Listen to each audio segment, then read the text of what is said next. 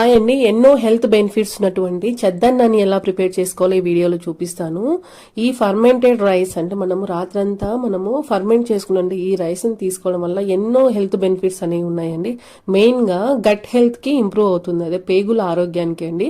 అలాగే digestion power ని improve చేస్తుంది, అలాగే మనకి డీహైడ్రేషన్ లేకుండా చేస్తుంది. నెక్స్ట్ వచ్చేసి మనకి బి విటమిన్స్ అంటే బి కాంప్లెక్స్ అనేది మన బాడీలో బాగా ఇంప్రూవ్ చేస్తుంది. ఇంకోటి వచ్చేసి మనకి బాడీలో మనము కూల్ గా ఉంచేలా చేస్తుంది. మన సమ్మర్ లో అయితే మనం డైలీ తీసుకున్నా ఏం కాదండి, ఇప్పుడు వింటర్ లో మనకి అప్పుడప్పుడైనా తీసుకున్నా మనకి ప్రోబయోటిక్స్ అనేవి బాగా ఇంప్రూవ్ అవుతాయండి. దీన్ని ఎలా చేసుకోవాలో మనము ఈ వీడియోలో చూపిస్తాను. మనం రాత్రి మిగిలిపోయినటువంటి అన్నాన్ని తీసుకొని ఒక బౌల్లో బాగా మెత్తగా కలుపుకొని అందులో కాచి గోరువెచ్చగా ఉన్నటువంటి పాలని ఒక కప్పు తీసుకోవాలండి. అన్నం మునిగే వరకు తీసేసుకోండి. తర్వాత ఇందులోకి మనము పాలు తోడు పెట్టుకోవాలండి.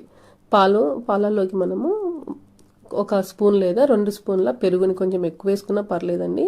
సో పెరుగుని వేసేసుకొని బాగా కలుపుకోండి. గోరువెచ్చని పాలు కదండి, మనం పాలు ఎలా తోడు పెడతామో అలానే మనము ఇది కూడా అన్నంలో పాలు వేసి ఇలా తోడు పెట్టేసుకొని ఇందులోకి మనము ఆనియన్స్, పచ్చిమిర్చి వేసుకోవాలండి.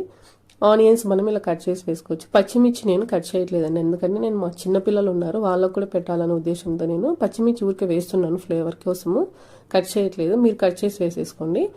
ఇలా మార్నింగ్ చూడండి ఎలా ఫర్మెంట్ ఎలా మనకి బాగా తోడుకొని ఉంది అన్నంతో పాటు. దీన్ని మనం బాగా కలుపుకొని కావాల్సింటే కొన్ని వాటర్ యాడ్ చేసుకొని సాల్ట్ వేసుకుంటే ఎంతో టేస్టీగా ఉంటుందండి.